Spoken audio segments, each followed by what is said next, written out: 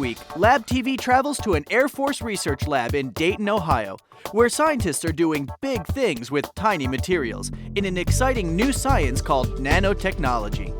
Nanotechnology is the science of studying things that are very, very small. So a nanometer is 1/1000th of a meter. So in 1 meter, there are 1 billion nanometers. So it's a very, very tiny unit. So if you think about a human hair is a pretty thin thing. But in nanometers, human hair is somewhere between 50,000 and 80,000 nanometers across. So why are scientists interested in working with materials that are so small? Every piece of matter is built up of atoms. When you start arranging the atoms in different ways, if you can control the way that you arrange them, then you can get all sorts of different types of properties. Interesting things start happening when you get down into the nano world. The physical and chemical properties of materials can change, sometimes in unexpected ways. So here we have a piece of gold. It's a yellow, shiny metal. And here's a demonstration of how gold starts acting differently when we start making nanoparticles out of it. All of these vials are different gold nanoparticles, and the only difference is the size or the shape of these gold nanoparticles. And the reason why they look different, light interacts with these very small particles, and the size of the light wave is actually very similar to the nanoparticle size. And that's why we see different colors of light reflected back from these. To see these nanoparticles, scientists use two very powerful microscopes.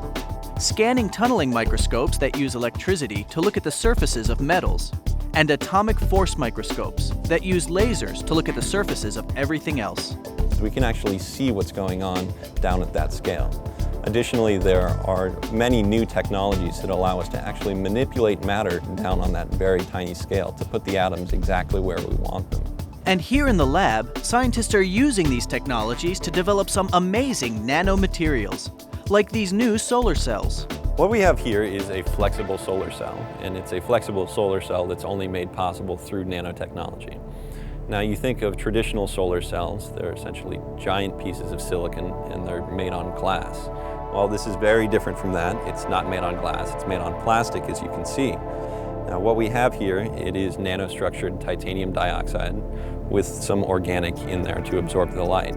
The nanotechnology, what it does is it improves the efficiency of these solar cells by about 10,000 times.